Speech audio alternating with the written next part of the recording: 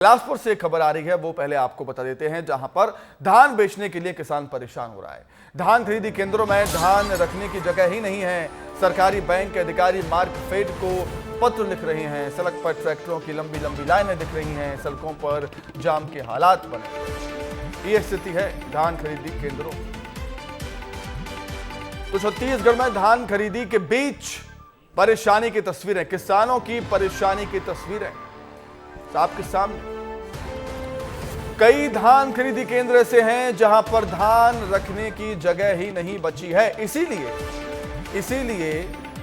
सड़कों पर ट्रैक्टरों की लंबी लंबी लाइनें लगी हुई है। जी हां, सरकारी बैंक के अधिकारी मार्कफेड को पत्र लिख रहे हैं। सड़क पर ट्रैक्टरों की लंबी लाइनें आप तस्वीरों में देख सकते हैं। खरीदी केंद्रों पर बारदानों के पहाड़ आप देख सकते हैं। सड़कों पर जाम के हालात बन गए। क्या कुछ हालात है, जान लेते हैं। सीधे बिलासपुर का रुख करेंगे। आशीष दुबे हमारे सहयोगी हमारे साथ जुड़ गए हैं। आशीष, क्या धान का उठाव नहीं हो पा रहा है? यही हालात बने हुए हैं क्या? देखिए, बिलासपुर के कई खरीदो केंद्रों में बफर लिमिट से ऊपर हो गया है धान सुमित, और यही कारण है कि यहाँ जो है धान खरीदी केंद्रों पर किसान परेशान हो रहे हैं। सुबह से आ रहे हैं, लंबी लाइनें लगा रहे हैं, उसके बाद जो है पूरा दिन निकल जाता है, धान नहीं बिकता। मैं एक तस्वीर पहले आपको दिखाता हूँ। आप देखिए, ये तस्वीर जो है सबसे पहले कि कैसे जो है ट्रैक्टरों की लाइन जो है धान खरीदी केंद्रों पर है, और अभी भी ये धान जो उठा नहीं है, ये धान की जो कट्टियां हैं ये धान खरीदी केंद्र पर है। और किसानों के एक तरह से अगर बात करें तो पैर धरने की जगह नहीं। और सबसे जो अहम बात है कि बफर लिमिट से ऊपर होने के बाद भी जो है मार्कफेड धान का उठाव करने को तैयार नहीं है। और मैं यहाँ जो है यहाँ के प्रबंधक से बात करता हूँ कि आखिर किसानों को सुमित ऐसी परेशानी क्यों रही है। पंचराम साहू हैं, बहतराई जो खरीदी केंद्र है उनके प्रबंधक हैं। क्या समस्या आ रही भैया? समस्या तो थोड़ा परिवहन लूज है, इसलिए समस्या आ रही है। इसलिए एक तो समस्या का जो प्रांगण है खरीदी केंद्र वो कम एरिया में है, और जैसे शासन से 21 कुंटल खरीदी करना है तो उस हिसाब से खरीदी तो अपना जो पर डे के हिसाब से 1500 कट्टी शासन से मिला है, उस हिसाब से हम तो खरीदी कर रहे हैं।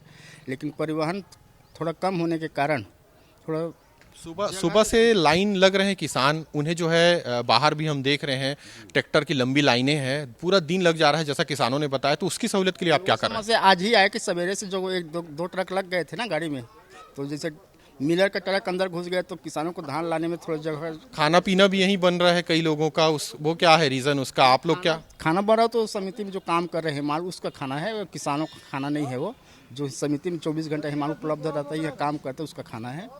अभी कितना टारगेट बचा है, कितना और खरीदी कर रहे हैं आपको? मेरे को 24,000 कुंटल का खरीदी करना है, जिसमें 10 से 14,000 कुंटल खरीदी कर चुका हूँ। उसमें 7,000 कुंटल का परिधान हो चुका है, और 4,000 कुंटल का जो मेरे पास शेष है उसको उठाव के लिए मैं मिलरों से हमेशा संपर्क में हूँ। उससे संपर्क कर रहा हूँ कि गाड़ी लगाओ और धान का परिवहन करो। सुमित, देखिए मैं एक दृश्य इधर और दिखाता हूं कि देखिए ये अब आपको स्पष्ट दिखेगा कि कैसे जो है ये खरीदी केंद्र में धान नहीं उठाव होने के कारण ये स्थितियां हैं कि ट्रैक्टर अंदर हैं, ट्रैक्टरों को अंदर लाकर जो है किसान खुद अपना धान उतार रहे हैं और यहाँ रख रहे हैं, जबकि ये काम जो है हमालों का है।